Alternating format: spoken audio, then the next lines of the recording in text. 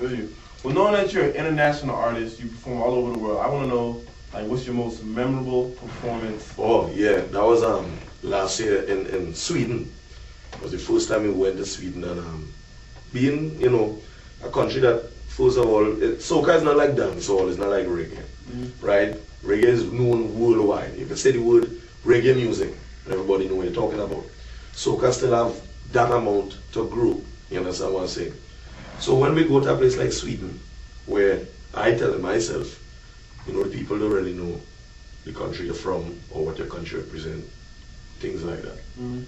We reach, and they show us the venue, you know. I was like, yo, look at the size of this venue. How are we going to fill this venue? We ain't nobody that people know. Unknowing to me that, you know, the DJs from Nigeria, Ghana, and different parts of the world, on that side of the world, that been getting hold of my music and playing it. Yeah. So when we went to the show now, the hotel was right close to the venue, and then we went, the venue was empty, and I went to the hotel, rest myself, get ready to do the show. And by the time we came back downstairs, there were 7,000 white people who were not talking English, packing the venue, and just screaming and making noise. And you know, and by the time the MC introduced me and the band on stage, and I walk on the stage, I didn't go out with my normal vibrance, you know, just run out and start to destroy. I take my time and walk out and analyze the crowd, not knowing that the walk out on stage was a signature, something that they know me for, that I did years ago, and they saw it on TV and all kind of thing. So when I took my time and walk out on stage, they knew exactly what was going to happen. So the crowd was just in a frenzy, and we performed for like an hour and a half straight. And for that hour and a half, the crowd was looking taller than they was, because everybody was like this, non-stop. Nobody hands come down. Pure energy? Pure energy, non-stop. When we finished performing for the hour and a half, they called me back on stage. We performed for half an hour again. They called us back on stage. We performed for 45 minutes again. They called us back on the stage. We performed for 15 minutes again. They called us back on stage. We came and gave them about 2 more songs, and then we left.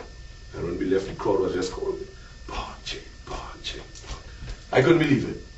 You know, I couldn't believe it. I couldn't believe it. You know, and it was strange. It was a happy moment, but it was also very sad for me too, because seeing that, you know, the music that I represent and the place that I represented for, which is Trinidad and Tobago, the energy that these people in Sweden gave and the love and affection they gave towards it, you know, very few and far and in between, you will get that in Trinidad. I mean, you get friends home, but the kind of appreciation that they give, we doesn't get at home all the time. So when I see that, I felt sad for a while, you know, saying, look at my people don't even know what we have. You know what I'm saying? Why does we have to come all the way out to get that love, to go back home to just talk about it, rather than them seeing and being a part of what the real friends is supposed to be like. You know, so that was the most memorable moment for me in my journey musically. That's big. Sweden? Yeah, man. That's serious. But we're going to talk to you about, you know, recently you got married this past Christmas to a very popular individual. It's Lauren. So, like, what is that dating such a popular soca artist, and just, you know, you being as famous, both y'all being famous people, and in the public eye, like? Well, you know, listen, it could be kind of hard if you're not accustomed being in the limelight, you know, and if you're not accustomed to hearing people talk all the time, because even naturally in the music business, whether you're a DJ, a promoter, you're a singer, you're a musician, you become a target, and people will say whatever they feel to say. Some will say good things, some will say bad things, some will encourage you, some will discourage you. People just love to talk because you're a subject all of a sudden, right? But being with this young lady, Fair Lions, right, when we started, you know, we kind of try to keep it low, because, you know, people again also have a way that they take things from here and just run with it. Yeah. You know? So sometimes you need to defend yourself and protect yourself from that, and allow your structure or your foundation to gradually build into something solid, you know? Because if you have too much hands now coming inside your food, your food will spoil, you understand? So you need to take your time and build the thing. So it was kind of tricky trying to get around and building a relationship with this young lady because two of us in the limelight, we're trying to keep it as secret as possible for a while, you know, so that we will know for sure where we stand, you know, rather than just bring it out in the media and we make ourselves look stupid by separating and going we own directions. We had to make sure that we knew what we was doing, we were solid, we for this, we agree on the terms and conditions. It sounds like a contract, yeah? We agree on the terms and conditions. And prenup. Yeah, no, and, well, no prenup thing, but you know, Trinidad stay different. The West Indians, we stay different, you know. And also she being the daughter of next, you know, the man who started the Get Something and Wave thing in the West Indies, which is Super Blue, right? Who he win the most soca monarch, you understand? He win like 8 road march title, 2 road march title, also being one of the highest and most prestigious, you understand, positions you could achieve musically in Trinidad is to win the road march, you know, because this song represents the song that everyone in the country loves.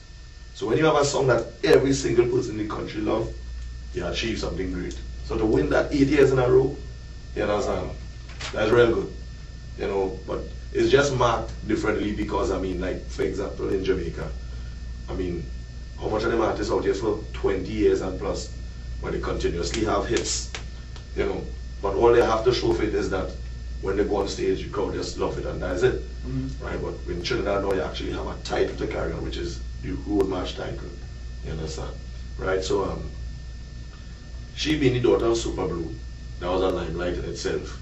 He famous already and then me, you know, and it was the first time in Trinidad that 2 people of our age in the music business came together like that and formed, you know, matrimony, you understand?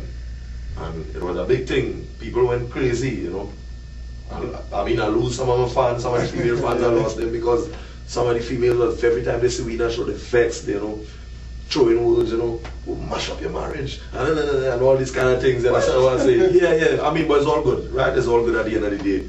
I have to know that that's just talk, you understand? If I allow that to take place, then I would be in a wrong, you know, so it's a tricky journey.